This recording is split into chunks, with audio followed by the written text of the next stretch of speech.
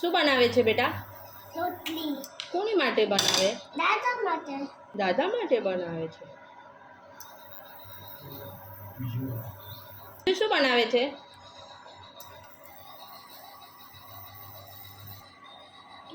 લગાયો છે.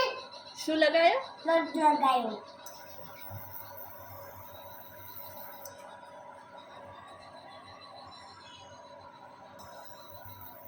લોટ લગાયો. આ જોડી. अरे बोलो ना गायन बोलो मम्मी की रोटी जोती बोल मम्मी की रोटी बोल बोल